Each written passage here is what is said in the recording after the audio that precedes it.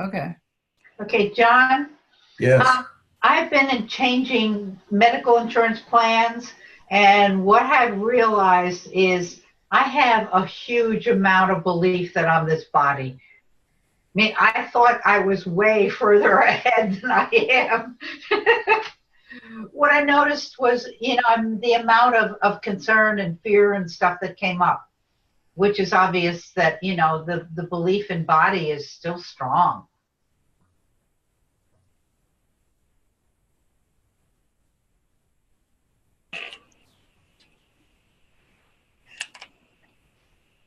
Yeah, I mean, only mantras, that's the key. And it could have been too while you were doing all these forms or papers or whatever through mantra, you would have gone through the experience without creating an experiencer. Oh, doing mantra while I was doing the stuff. Yeah. Okay, see, I'm doing mantra more.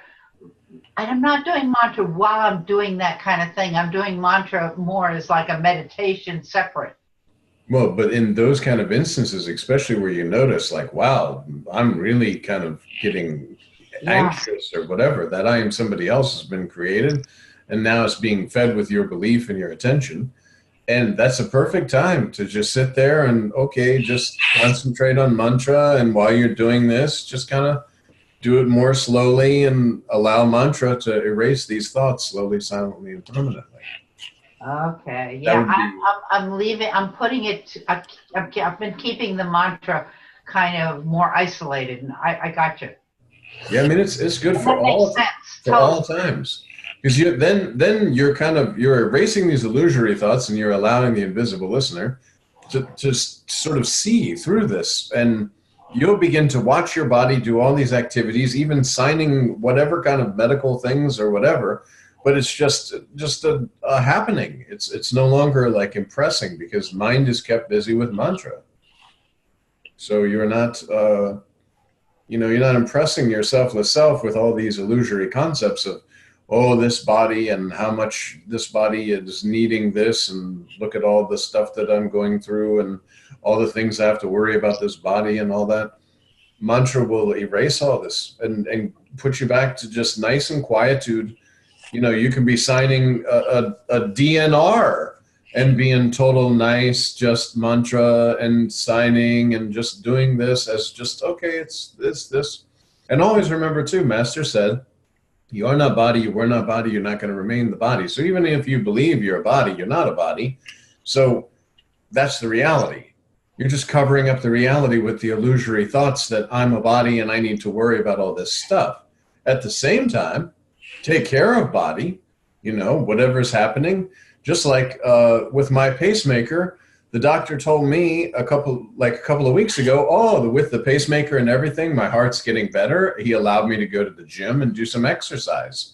But that's not like taking a touch of a body. Even going and doing exercise is just headsets with bhajan and enjoying. And then when I do the bicycle for cardio, I put a little TV show on and I sit there and I'm just doing it. But it's not like, oh my God, I need to do this, or look how out of shape I am, or anything. It's just a happening. And there's no impression of like anything, nothing serious. Okay. It's always light because it's an illusory world with illusory body. Nothing that you're seeing is accurately or true. Nothing. And you're not true. And nothing that you see or do in this whole life you're believing yourself to be having is not true. So why take the touch and be worried and bothered about it? It's only because of habit, a long established habit. Exactly. Yeah. Exactly. And it's just, it's like Maharaj all the time says, do like a little inventory of yourself. Where do I stand? Am I fearless? Am I tension free? Am I peaceful? Am I happy? All these sort of things. Because when you say, like you said, well, I was doing these medical forms and I started to really know that I'm really thinking I'm body. But okay, so that's where you stand in that moment, then mantra. And don't sit there and bother yourself with, oh my gosh, I'm still really connected to the body, because that's just an illusory thought about an illusory body that you are not. So to activate the mind into all this thinking process of worrying about this body that you are not, it's just going to cause more problems. So instead, just use this I am somebody else in the moment that's going to be earnest and concentrate on mantra. Thank you. Yes. That's right on. Isn't it, John, isn't it also helpful to do a sort of inquiry that says, am I forming a somebody else? Well, anytime that you are actually doing inquiry, you have formed as I am somebody else. And what Maharaj has said about this inquiry of like, where do I stand? He says that a couple of times of, okay, I'm listening to bhajan, I'm reading Ultimate Truth, I'm trying mantra, I'm doing these things. Take a look and be honest with your selfless self. Am I truly fearless? Am I tension-free? Am I peaceful? When something happens in my life, am I bothered by it and intensifyingly bothered, or does it come and go very nicely? And I have to be honest with myself. If I'm still getting irritated about something, then there's still an I am somebody else, and then that's when mantra is most important. Because mantra is itself an illusion, but I have to discard all the other illusions using that illusion before I can throw away the illusory mantra. Because the illusory mantra, yes, like Maharaj says, even the mantra is illusion, but it's allowing you to get rid of all the other illusions. And if you're still having these other illusions, then mantra is needed, meditation is needed. And mantra is not just reciting it in your head, it's that inviting the attention. You'll feel the presence, and the presence will be observing the mantra running through the body form. And yet it'll be cleaning and clearing any illusory layers that could attach to even an I am doing mantra. But, you know, if it just, and again, I had this when having the pacemaker put in. That was mantra on the train to the place, and mantra when they're filling out the paperwork, mantra when they're doing the little, you know, all the preparation for the surgery, going into the surgery and put on the little board, mantra, and didn't take the touch. No experience, no experiencer, because it was mantra. Mind was concentrated on mantra, so it couldn't create this illusory world that I was suffering in or that I needed to worry about. Mind has to desire to create the past using the future, and it says, okay, I'm going to pull this in, and I don't want this to happen, and what could happen? And like you were talking about the medical thing, you know, the doctor comes in, even with this heart thing, and he says, you know, these are the different things that could occur up to and including death. Give that to mind, you know, and it's this horrible, horrible experience. But mantra, and it's like, okay, up to and including death, but mantra, and sitting there, mantra. It's so beautiful, especially when you're in a situation where you start to feel the pressure of body knowledge. Because you're not a body, you were not body, you're not going to remain body. It definitely has nothing to do with the form world, but when the mind is trying to impress on you and keep you pressured into this body by I am somebody else who has to think about these things, who has to worry about this, who's in a world, when you're getting pressured like that, that's the time, okay, I'm feeling the pressure of an I am somebody else, and now I'm going to use that I am somebody else, that I am somebody else doing mantra and following the master's advice, his instruction.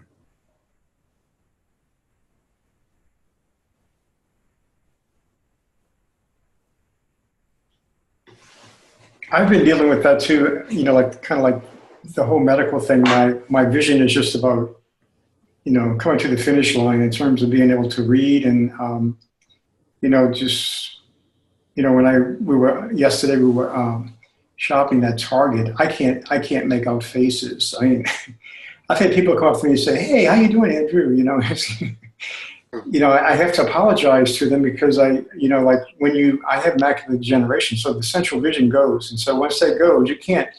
All you have is peripheral vision. And I did a wedding last week, and man, I had the hardest time seeing the ceremony to read it because I wrote something particular for this particular couple with their, you know, with their ideas and so forth. So like sometimes I'm very familiar with what I have to do, but other times it's something totally new. And man, I just struggled through that. And it was really a letdown for me in terms of just dealing with that, facing that, coming to the end. And then, you start projecting into the future. Well, what are you going to do for work, now? And, it really pushed me to really just move into the mantra like big time, just really pushed me in that direction. And, basically that it's like a blessing in disguise in that sense, because it just pushed me. And it's pushing me right now, actually, it's been pushing me because, I have a lot of work lined up for next year. I'm not quite sure what's going to happen in terms of, will I be able to do it or anything.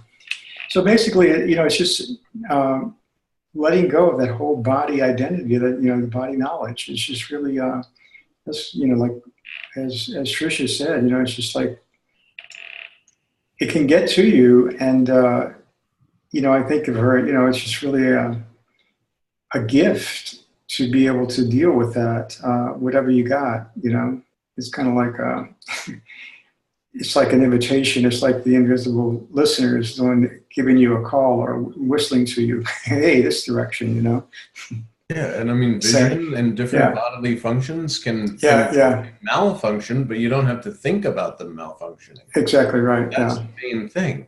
Mm-hmm. The body instrument may not perform up to par all the time. As Sagadatta Maharaj, when he was speaking and he had the cancer and was coughing blood and all this kind of stuff, the body instrument is not functioning, but you don't have to think about the body instrument not functioning. It's just this body is a 5 elemental body and it is deteriorating as it will.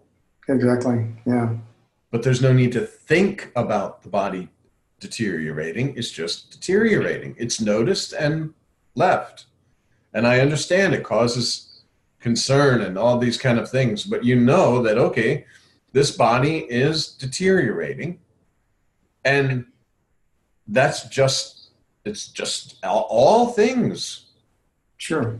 All 5 elemental objects are going to break down, but I don't have to think about them breaking down or worry that it's somehow actually affecting me. Yes, the instrument that I'm using is not 100%, but I don't have to think about the instrument that I'm using not being 100% because I just remain with my selfless self, remain with mantra, formlessly aware. Just like if I see in a dream that I'm in a wheelchair, okay, this body in my dream is in a wheelchair, but when I wake up, I'm not in a wheelchair.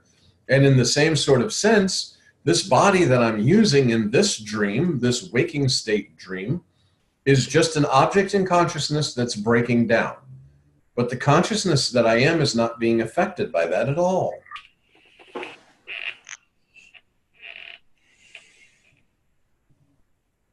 I think it was Maharaj who said this I am somebody, it has the cancer, it has the illness, it's taking the illness on itself. I am not involved. Right. Yeah, and I mean, so basically, in that sense, I mean, like, it's a gift.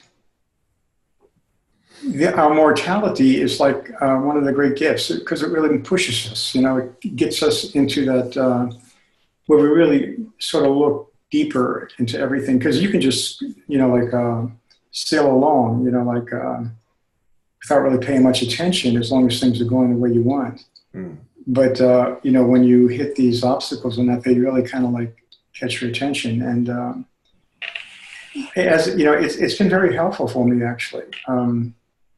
It's just really been very helpful. I mean, I've been dealing with this for years, and I mentioned before that, I started recording things a long time ago because, for company eventually when I can read no more and so forth, like all the great books that Maharaj mentioned. And basically it just brings about what you would call like surrender. Exactly. It's just complete surrender. Just as in the birth of the body, Yeah, you were in a exactly. no-knowing state and Yeah. not thinking that you had to do anything in particular. As you're leaving the body, you're seeing that there's nothing in particular that needs doing. Right. And nor is there a doer that can do anything. Exactly. Yeah. That whole sense of doership, that whole egoistic sense of I am in control and I am in, all this fades. It has to, because otherwise death would be a very terrifying thing. Think about if you were still having, like when you were in the middle of age and you felt like the world is my, I can conquer this world and do all that. Imagine going to end of life and still having that same kind of feeling, that same kind of impression on your selfless self, that you're responsible for all these things. But you see, as the aging process happens, you're letting go of, okay, I can't do that anymore. Okay, I'm not able to do that anymore. And you're becoming more and more and more at peace about not being a doer of deeds. And just like in the womb, something was taking care of you and all the body and all this sort of thing was being formed, as you're deteriorating this body, 5 elemental body that was a conglomeration of the 5 elements got together and then you attached yourself to it. Now it's deteriorating, as all the elements do, but you're getting to detach naturally, spontaneously from each and everything that, I can't do these things. And I have to actually say to myself, no, this I can't do. And yet these things are going to be occurring. Different things are going to be occurring. People will come into your life to assist you, all these different things, but you're letting go of that sense of doership. That's the natural order. Right.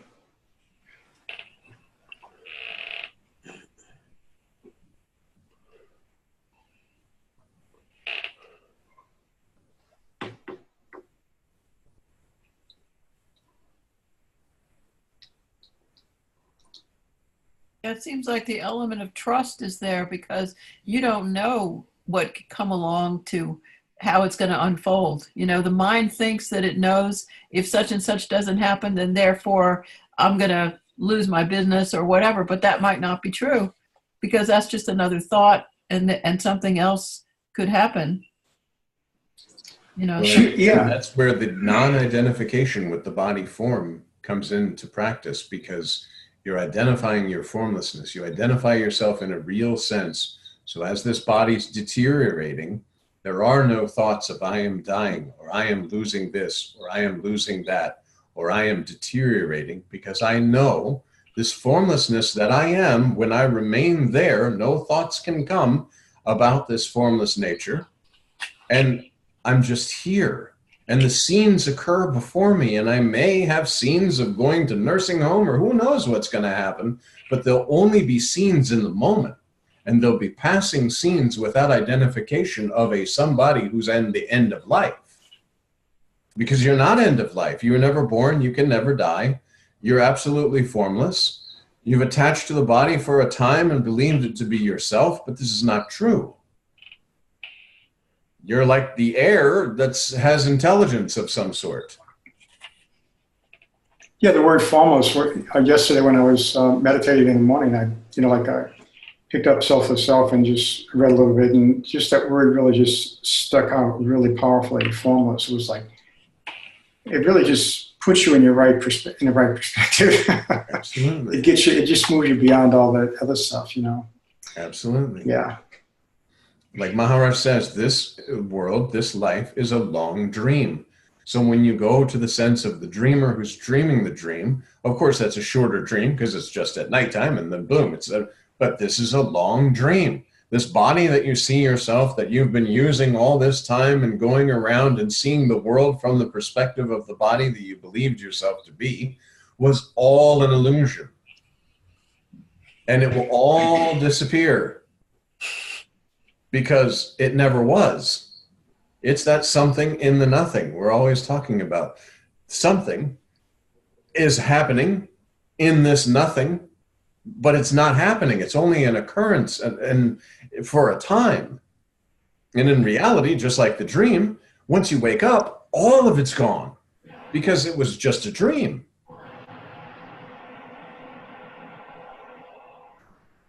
So non-identification with one of the dream characters is the key. As Maharaj says, you are not body, you were not body, you're not going to remain body. Body's not your identity at all. Your identity is invisible, anonymous, unidentified identity, spontaneous presence. The entire world is appearing on that. And the formlessness, again, formlessness and form, that's the detachment. So simple and so easy. I get involved in something, and I might in the moment, but then I just fall back to the fact of, oh, and then through mantra, it invites the attention of the invisible listener. And after a while, I can just kind of, like Nisargadatta Maharaj says, fall back into the I am. I just fall back into the I am. I fall back into the sense of presence. I'm the knower of the sense of presence, so I can't be these forms. I can't be the forms of all this that's occurring. All of that is illusion. If I'm seeing it, it's not. Only the seer is. Everything that I'm seeing is illusion. Absolutely illusion. It's only the seer that's real. So when I get into situations like you're saying, I'm struggling through this, I'm struggling through that, I kind of remind myself, this is not. And you can do anytime, just fall back into the sense of presence, realization of that selfless self sense, that presence. And you're the knower. This presence is so subtle that most of the time you can't sense yourself like this because of the mind and all the flow of thoughts that are kind of covering this. But once this is clean and clear, and you can sense that sense of presence as easily as you sense this plastic thing, it becomes an object to you, and you're the knower of that. Therefore, you have nothing to do with body, nothing to do with world, nothing to do with any of this. For a time, while you're here, and until time expires, you're here. So do as you can in the moment, but just know that you're the knower of this sense of presence, this very, very, very subtle, like just I. Very subtle, very easy, and everything's arising on that. So remain there. Talk to your clients in this just I kind of very light sense, because they are your own selfless self, believing themselves through whatever body form to believe themselves to be other, speaking to another. But they don't even have to know that, because you know that, because you remain with that sense of presence. You remain formlessly aware with just I. And all the forms that are appearing on this just I are yourself. You don't need to remind yourself of that, because you're remaining prior to beingness, prior to the arising of words, prior to your mind using logic and labeling and identification. You just remain there, just formlessly aware, just I, just I. The feeling that you have in the morning, and it's just a continuous, and you don't even have continuous anymore, because there's not an object that you're holding on to in this just I kind of formless present state. You see your hands doing these things and you hear your voice speaking, but other than that, you don't understand anything about form. There's no pressure of form at all.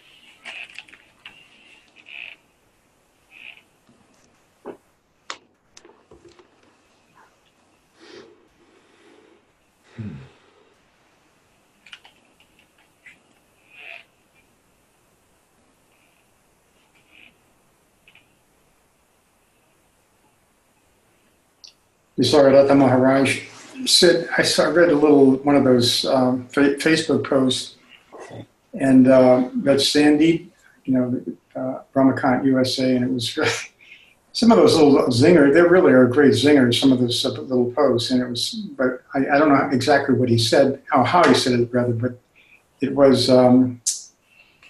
words and actions. As far as he's concerned, he's totally left out of it. It's like he's about as involved in that as he is in growing hair. It's just, like digestion, for instance, or just really basically totally separate from it, And I know Ramana Maharshi once told a seeker, or one of the disciples rather, who was losing his vision, and he said, well, that's good because now you have one less sense to deal with.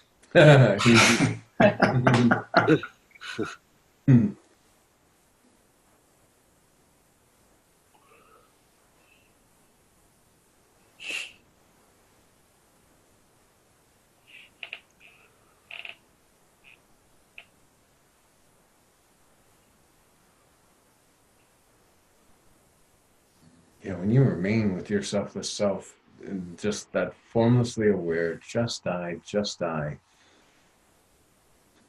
you can't think about anything. There's no way you can. And the longer you can basically remain with yourself, or because yourself is the background of every experience, as an experience is happening and it fades back in, you remain there. Then eventually you'll see that these different happenings are just popping up on spontaneous presence, and there's no need to go after them, no need to do anything. Right.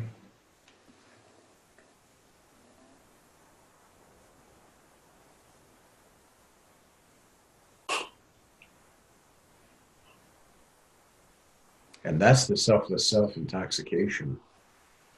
I mean, for my own self, I rarely want to be away from that. I very rarely will allow the attention to go out in any kind of way at all. The selfless self-intoxication of just remaining with yourself and allowing all these different various things to appear on your spontaneous presence and disappear as they have appeared, without any need to be involved other than just whatever is happening in the moment. There's no, again, it's like channel surfing. And you just remain with yourself. You're sitting on the couch, channel surfing the different scenes, but totally uninvolved in any of it. And yet, appearing, because you're using body form, appearing like there's involvement. It's not like you're just sitting there like a robot in the corner and people are like, you're just, oh, I'm remaining with myself, and they're walking by and you're just a zombie sitting in your chair. No, activities are occurring, but there's no need to think about them. There's no need to create a thinker or a doer or a me. It's just happening. And you remain in that state of bliss, basically, just overflowing, not happiness, not unhappiness, just that selfless self-intoxication, that sense of presence that you just are basically basking in the sense of presence underneath, knowing that all of this is nothing. And you can go back, accept your selfless self. There's no God, no Brahman, no Paramatma, no master. Nothing is there. You are everything and you are nothing. And you are the something that is appearing in the nothing, but you are the nothing that is the foundation for something to seem to be there.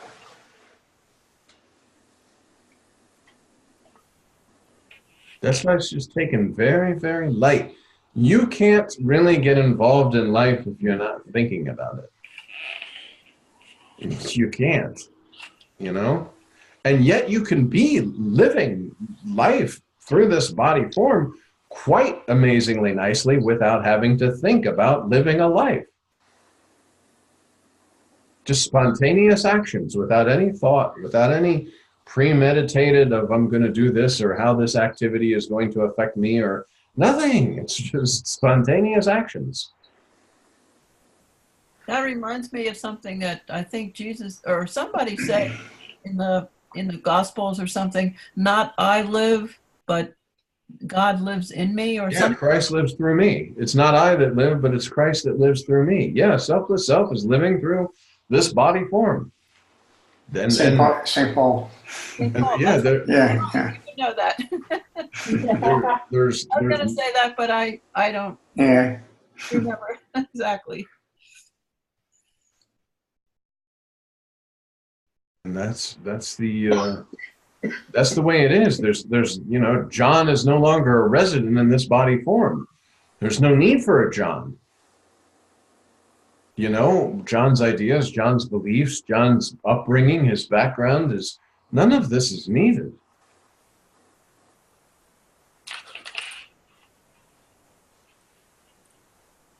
That And bliss, go ahead. that bliss, I like to call it good for no reason. It's like it's like you can't explain it. There's no way of explaining it. But I'm getting towards the end of reading I Am That, and one of the pages he says, as long as you are interested in your present way of living, you will not abandon it. Right. And that's so simple and clear. You don't even have to analyze it. You just get like a intuition of, yeah, that's wholly correct, And that's been one of my things that has, I guess, slowed my progress, or whatever you want to call it. I keep deepening into this stuff, but I also spend a lot of my time interested in a lot of things that I've always been interested in my whole life. And I think that I end up thinking, well, those are the things that have value. Like I'm a college DJ, and I play music. I have a humongous record collection, and I go to a lot of rock concerts and classical concerts, all kinds of concerts. And that. Well, when you're a DJ, you're in the zone, right? You're just playing the music, and you're not really thinking about it. You're just in that zone. Well, Correct. that's just it. In my particular self, or whatever I am, it's always had a lot of. It's like thoughts get in the way of other thoughts. It's like I'll be, and this happens to everybody or a lot of people. I mean, if you get self-conscious on the radio, I'm also very easy going, and I'll let things. If I make a mistake, I'll let go of it and not let it bother me. But at the same time, I'm trying to not make a mistake. So it's kind of like thinking about two things at the same time. Sometimes I am in the zone. It all depends on the day. Some days I just don't make mistakes because it seems like everything flows together. But other times I'm so concerned about getting it right. Yeah, I mean, when you're thinking about not making mistakes, you've created an I am somebody else in time. So you've actually slowed down time in your mind through the thought process of analyzation and making sure you don't make mistakes, which will cause you to make more mistakes because, of course, you've created an I am somebody else in time. Whereas when you're in that zone, so to speak, just like the athletes, you're just flowing. You're not thinking about what's happening. You just get in that zone. Okay, I'm playing this. Okay, I'm doing this. Maybe I'm getting on and talking about something, but it's all a flow. It's only when Keith is thinking about, okay, I need to say this. Okay, I need to make sure that this happens. Okay, I'm on number 1 song. I have number 2, number 3. But otherwise, it's just kind of a flow. And that's also, that's the difference between self-consciousness, like you said, and non-self-consciousness. And the listeners, I'm quite sure, can feel the difference because you're projecting an energy of, I am somebody who's doing DJing rather than there's DJing occurring. Right. Actually, a lot of listeners like my show because maybe because they see the vulnerability in themselves, but they say they like the fact that I make a lot of mistakes and they make it more at home or something.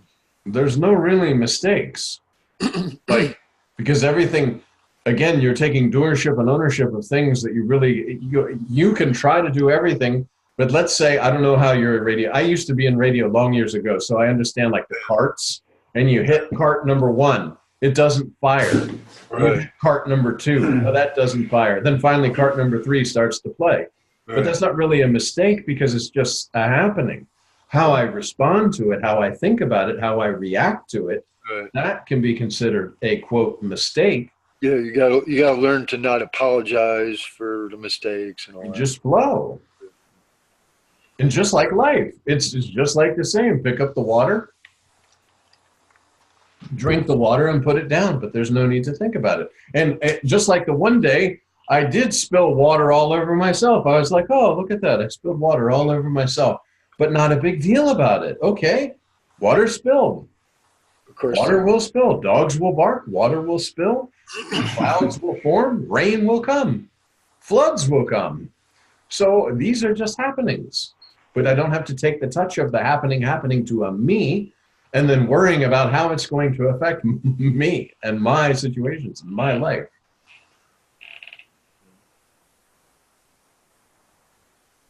Of course, you want to be a professional, as to the, just like, Andrew, he's not just going to haphazardly do his weddings and be like, all right, y'all, just say I do, give a kiss, have a nice day. They wouldn't want to. Yeah, So it's not, you're still going to be professional, but professional in a way of allowing it just to flow. This is a happening and it's going to pass and everything's good. And that'll also help in the states of uneasiness of others, so to speak, that are your own self, because their response is actually to allow you to see deeper into your own self. Every person that's out there is just a mirror of your own self and a reflection. And the more kind of negative responses or the more kind of worry or anything that you do, you're in that other form going to project that back to yourself because there's a self-consciousness that's there that needs to be cleared. And we have in our lineage mantra, which does this quite nicely.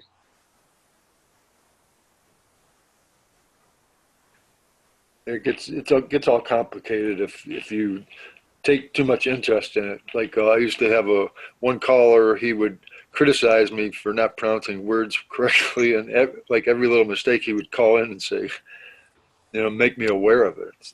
So therefore, it's something in him made him not like that about himself, and I was more okay with making mistakes. Truly, when you're remaining with your selfless self, it's just not. It's not a personal. Yeah. It's strange. It's like when you talk to me, even if you're right in my face and you're saying something, it's like you're throwing bricks through air. There's nothing here that's landing. There's nothing here that's feeling any kind of like, ooh, I should have done. It's not like that. There could be course corrections. Like if my boss comes and says, listen, you go to lunch too long or something, then there's a course correction, of course. But there's not that, oh my God, he thinks I'm taking too long a lunch. And either I'm going to rebel against that with thoughts and ideas that I'm being oppressed, or I'm going to worry. My mind is going to create all these scenarios that my boss is going to look at my time or, see, these aren't the things. Those are taking the touch, and I am somebody else that's concerned about something because it's believing itself to be something separate and apart from the whole totality. But this is not the case. These happenings can happen without taking the touch of them. Even somebody's criticizing you, they could be saying very terrible things, just like, again, we can go back to that guy who got spit on 50 times. Now, I don't know that I would enjoy being spit on 50 times, but that's, all of these stories are to show the extreme of how selfless self can work in your life. Somebody spits on you 50 times and you can take them to lunch and they can bow down to you and say, oh, wow, I couldn't upset you. Buddha talks about, I'm not taking your irritation, so whose is it? It's yours because I'm not receiving it. These are the sort of things. There's nothing here that can be offended or assaulted because there's no thought process of an I am somebody being insulted. It's like automatic dispassion. Yeah, it's literally, if we're talking like if you throw a brick, I mean, I would hope I would move, but In reality, just even when I'm doing this with my hand coming this way, there's no sense of anything coming. There's no sense of this because there's no mind that's creating an I am somebody else. They're speaking through an instrument, but this instrument is not identified as me. And you can't insult nothing. You know, like Maharaj would say, can you tell that the India sky, oh, India sky, you're a very bad sky because your clouds are ugly. And American sky, your clouds, they're so beautiful, you're the perfect sky. Sky is not going to know this. Sky doesn't have a sense of I am somebody else that is a sky that needs to perform for you who is an other.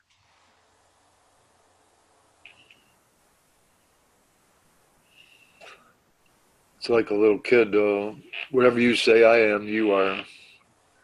Well, the whole idea is if you have an I am somebody else, the I am is just I, formlessly aware with nothing, just spontaneous presence. And again, I use the analogy of the razor's edge of reality, like we're seeing on this screen here, this little line. That little line is the reality.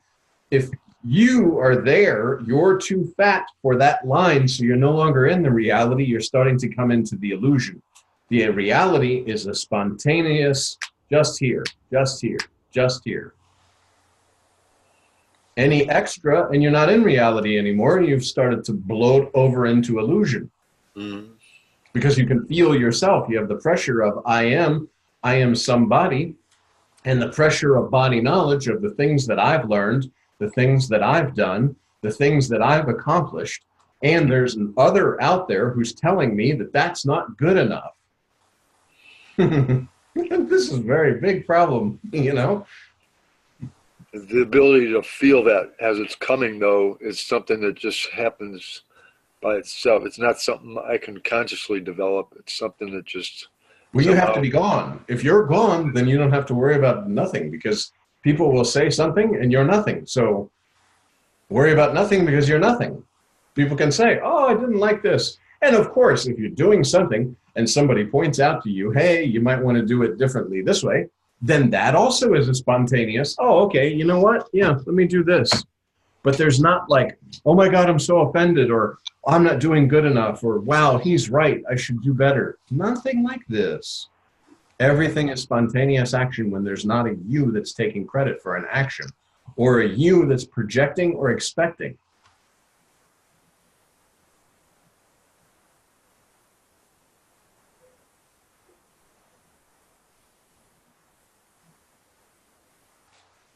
The somebody, the big somebody. Yeah, don't be a somebody, be a nobody. Yeah, the big somebody. And you will find that when you're nobody, spiritual intoxication is with you all the time. But don't you want to be president? President of the illusory world? Wow, what a headache. Oh, man. Yeah, no. No. Like Nisargadatta Maharaj says, do your job, do your duties and things, but don't take on extra stuff and try to build egoistic sense of accomplishment. In the moment, do what needs to be done. And leave it. Don't try to be like, okay, you know, next year I'm going to be vice president of XYZ and this and that. You could do that, but you're going to be lost in the illusory world. Understand that you probably will become vice president, but all of the pressure of body to become vice president, you're going to lose the reality of your selfless self and be involved more and more in illusion, because now you want something from illusion, which is kind of funny, because when you went nothing from the illusion, somehow, some way, the illusion provides everything you need. But you're not wanting it, so you're satisfied. So your mind is not disturbing you with things that it wants. So then there's no disturbance. So that's like the key. Okay, there's nothing I want, because there's not an I am somebody else that's desiring, that's wanting anything from the illusory world. And because there's no want, the mind is not bothering about wanting something. So the mind is quiet and things just start to come like naturally. I think it talks about in one of the religious books about Maya is like your servant, basically. Right. Because when you don't want anything from the illusion is willing just to open and to give everything. And the cool thing about giving everything is the fact that your mind's not disturbed about wanting. There's nothing you want, so everything is like a Christmas gift to you. Yeah. Yeah, that's like the quote about the lilies of the field too. That, you know, Christ says, you know, consider the lilies of the field. They do not toil, neither do they spin. Yet none, even Solomon, is not arrayed as one of these. So that's the same idea. Yeah, I mean, have no wants, have no desires, because there's no you. The only time that there's a trouble is when there's a you that wants something. And if there is a you, believe me, you'll want something. And the easiest way to find out if there's a you is that if you're taking a position of some kind. See, positionless position is, that's why a lot of times people will say, well, Ramana Maharshi said this, and then he said this, and then Nisargadatta Maharaj said this, and then he said this. It's because it's a positionless position that is being spoken from. There's no position, and Nisargadatta Maharaj says the worst thing you can do is make yourself a guru, because then you have to behave like a guru. And in the book, I Am That, he kind of, not shames, but he kind of points out to these visiting gurus that because you're holding this position of being a guru, the reality can't come.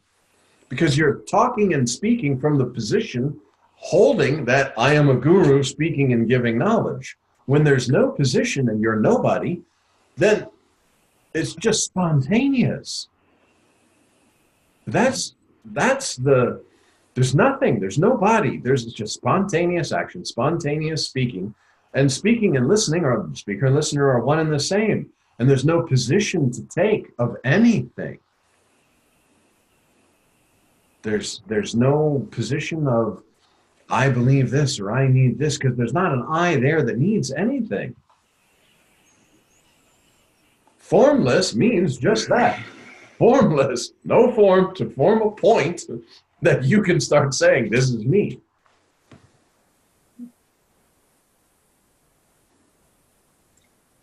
Yeah, that's, you know, like that's the whole key. Being totally formless. Yeah. There's, I don't know, you know, like I feel myself moving in that direction, but I'm always aware that there's a lot there that's, you know, like still there, but it doesn't concern me. You know, I'm not worried about it. It's just that I see it and I feel it sometimes, but you know, it's like a reminder. You know, it's like, hey, you know, keep up the work. You know, keep doing what you're doing in terms of, you know, your spiritual. You know, like you're doing your meditation, doing the mantra, doing the bhajans, and you know, reading the books from our other lineage and so forth. Just keep it up. You know, because I think that must be just a breaking point. I know that one time, I don't know who said it, but it's like climbing a stair. And like, suppose there's 100 steps going up a stairway, you know, like it seems like a long time. And when you get to the 99th step and then you take the next step, it's like it's sudden. It all happens all at once. It all falls away.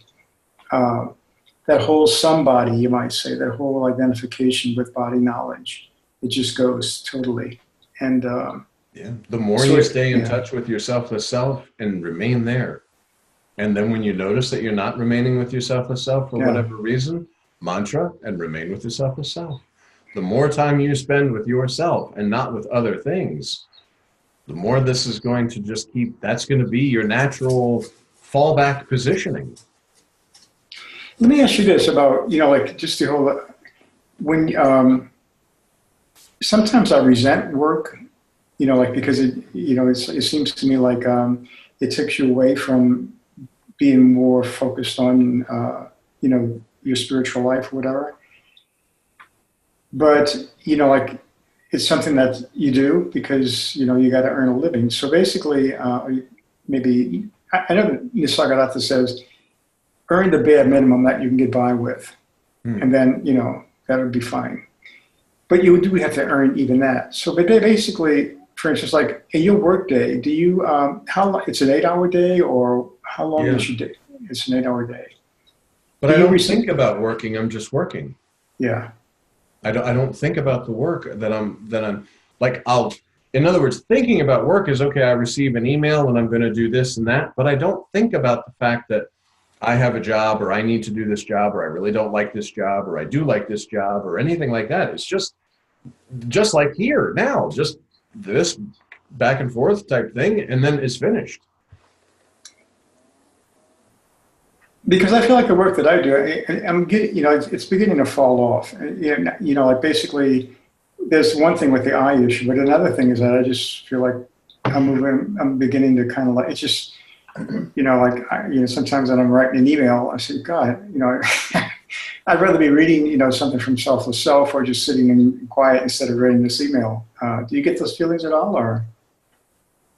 When you remain with your selfless self, these things won't occur. That's an I am Yeah. somebody else who's Wanting something different. something different.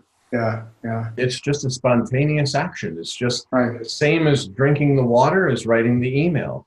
And even you have a process. You're using intellect to write an email, but you're not using a you to write it. Just like if an email comes in and it says, I can't believe that this is happening, and da da da da da da da.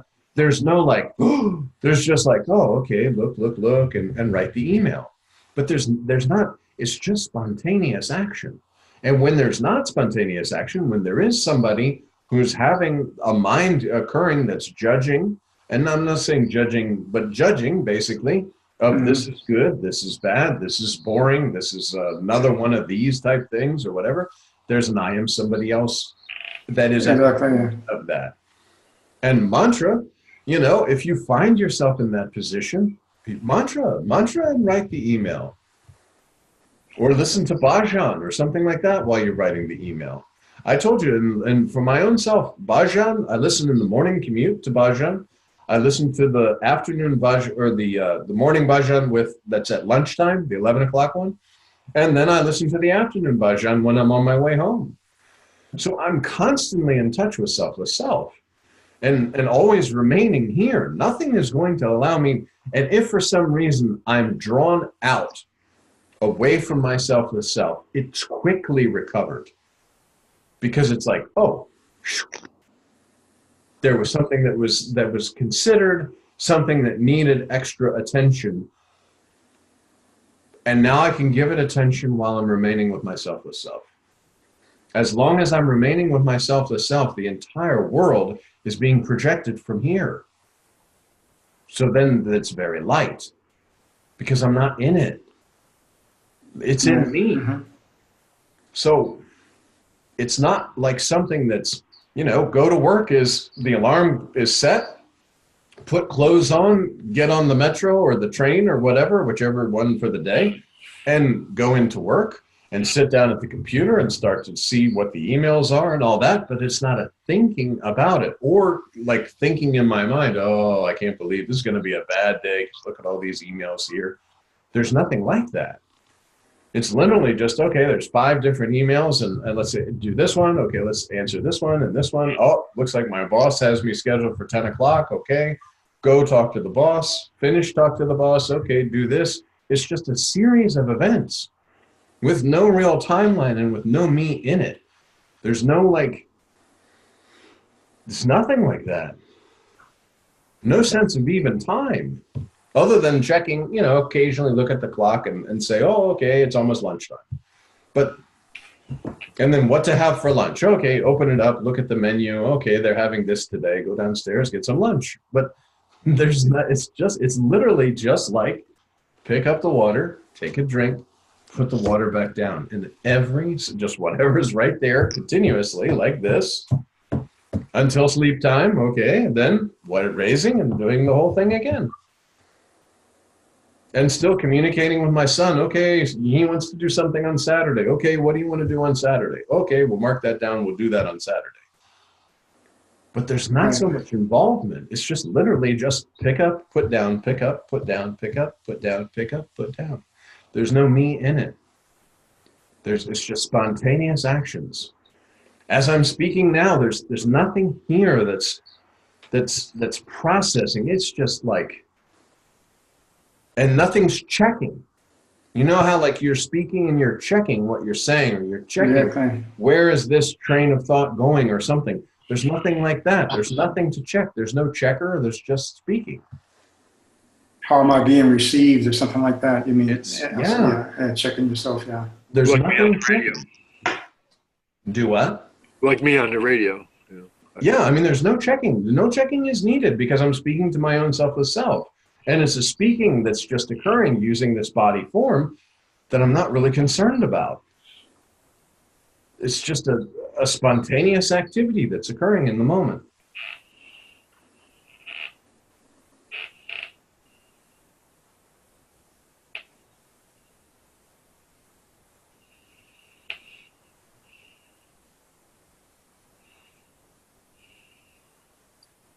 One of the big words that I know in the Sagadatta uses is remembrance,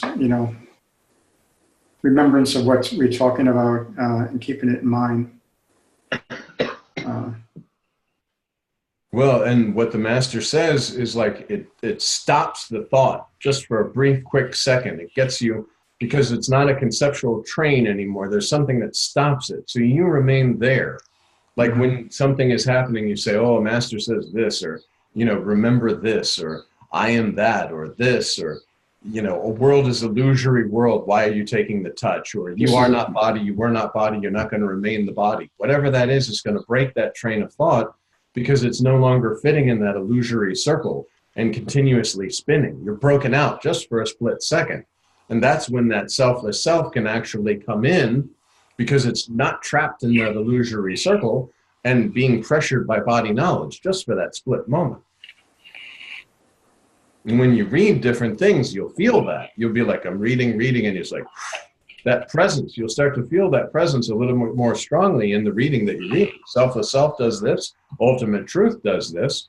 Many Nisargadatta Maharaj books do this. When you're, especially I Am That, when you read it from the position of the visitor is the absolute that needs to clear a doubt, and Maharaj is the absolute that's doubt-free, that's just explaining the doubt of why the absolute is believing itself to have this doubt in the first place, which is just a doubt that just needs to be cleared. And when you read the I Am That, any of the books from that position, that they're both absolute, one with a little bit of covering of doubt, the other that is absolutely doubt-free, and seeing where this formlessness is trying to attach to a form, and seeing how this formlessness is saying, no, no, no, that's just a form, wipe it off. You're okay. No matter what it is, this doubt is cleared. Same with Das Bod. Das Bod says that very nicely. At the end of every chapter, it says, now that this doubt is cleared, the listener had another doubt, so we'll spend the next chapter clearing that doubt, because all doubts are just the belief in a body in a world. And they just have to be cleared because you're not a body in a world. You're the formlessness.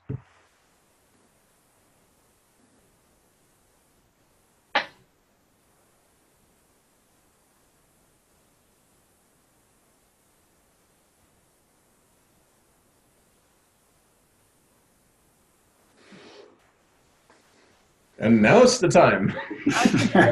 Looking at the clock. Yes. That's all. Okay. Okay, thank you. Okay. Okay, thank you, Roddy. Very great. Thank you all. Okay, Thank you. very good. Good Happy night. Thanksgiving Okay. to everyone as well. Same to you, same to you. Thanks for being here.